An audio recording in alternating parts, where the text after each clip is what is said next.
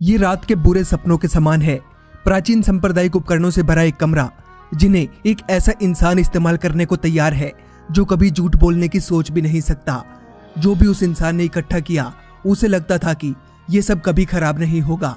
लेकिन क्यों? आखिर वो इंसान इन सभी चीजों से बनाना क्या चाहता था?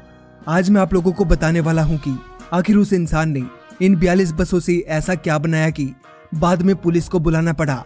ब्रूस बीच का जन्म कैनसास में हुआ था और आज उनकी उम्र 83 साल है और आज वो कनाडा के हॉर्निंग मिल्स में रहते हैं। यहाँ आने से पहले 1970 के दशक तक वो अमेरिका में रहते थे। वो यहाँ इसलिए आए थे क्योंकि उन्हें लगता था कि अमेरिका उनके लिए सही जगह नहीं है। यहाँ आकर उन्होंने एक ऐसी जमीन खोजी जिस पर वो अपना प्रोजेक्ट पूरा कर सकें। एक ऐसा प्रोजेक्ट जिस पर वो अपने सपनों का घर बनाना चाहते थे, या फिर ये उनका डर भी हो सकता था। ब्रूस ने अपना बचपन अमेरिकी इतिहास के सबसे बुरे समय में बिताया था। वियतनाम युद्ध और शीत युद्ध के समय वो किसी की सहायता नहीं कर सके, लेकिन उन्होंने युद्ध के बुरे परिणामों को बेहद करीब से देखा था। वो अमेरिका में खुद को सुरक्षित महसूस नहीं कर रहे थे। तभी वो अपने परिवार के साथ कनाडा के बॉर्डर पर आ गए। उन्हें लगता था कि ये उनके लिए सुरक्षित जगह है। सन 1980 में उन्होंने अपने सपनों के प्रोजेक्ट पर काम करना शुरू किया था। अगले 3 सालों तक उन्होंने 42 पुरानी बसेस खरीद ली और सारी बसेस अपनी जमीन पर लाकर खड़ी कर दी। उन्होंने हर एक बस $300 में खरीदी थी। वो और बसेस खरीदना चाहते थे, लेकिन पैसों की कमी से खरीद नहीं सके। इतनी सारी बसेस देखकर पड़ोस के लोग सोचने लगे थे कि आखिर वो इन बसेस का करने क्या वाले हैं। उन्होंने ये बसेस इसलिए खरीदी थी क्योंकि स्टील से बनी उनकी छत काफी मजबूत है और कभी खराब भी नहीं होगी। ब्रूस इन बसेस की छत को और भी मजबूत बनाना चाहते थे, जिसके लिए उन्होंने इंजीनियर्स की एक छोटी टीम को काम पर रखा। इंजीनियर्स की सहायता से ब्रूस ने सभी बसेस को जमीन के 14 फीट नीचे दफना दिया। जी हाँ, आपने सही सुना। इंजीनियर्स इस काम को करने में थोड़ा डर रहे थे क्योंकि उन्हें कोई इल्लीगल काम करने का डर था, लेकिन फिर भी उन्होंने इस काम में ब्रूस की सहायता की और सारी बसेस को जमीन से 14 फीट नीचे खड़ा कर दिया। तभी कैनेडियन गवर्नमेंट को ब्रूस की जमीन की एक सैटेलाइट इमेज मिली जिसमें उन्हें कुछ गड़बड़ लगी। तो वहां कुछ पुलिस वाले चेक करने के लिए आए थे कि आखिर ब्रूस की जमीन पर चल क्या रहा है।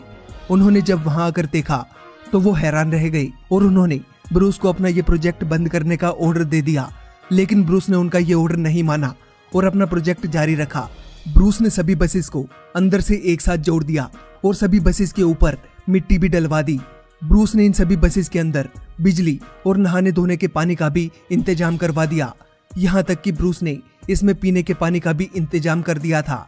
उसे लगता था कि मानव इतिहास को बचाने के लिए उसका ये प्रोजेक्ट बहुत जरूरी है।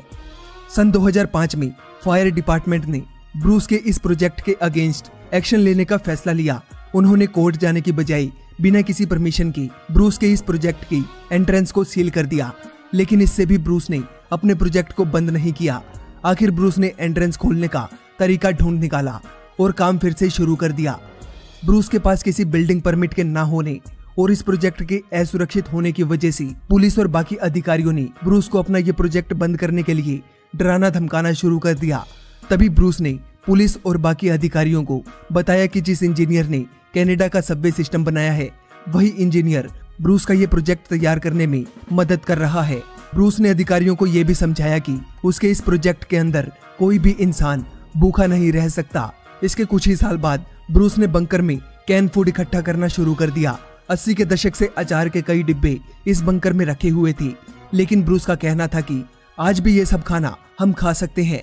ब्रूस में इस बंकर में खाना बनाने के लिए रसोई, सोने के लिए बेड और नहाने के लिए बाथरूम और यहाँ तक कि बच्चों के खेलने के लिए प्ले रूम्स भी बना रखे थे। ब्रूस को ये सभी बसेस इसलिए चाहिए थी क्योंकि उसे लगता था कि बसों की स्टील की छत काफी मजबूत है और कभी खराब नहीं होगी। ब्रूस ने इन सभी बसों से जमीन के 14 फीट नीचे एक बंकर बनाया। लेकिन क्यों? इसके पीछे क्या कारण था कि उसने इतनी परेशानियां झेलकर ये बंकर बनाया?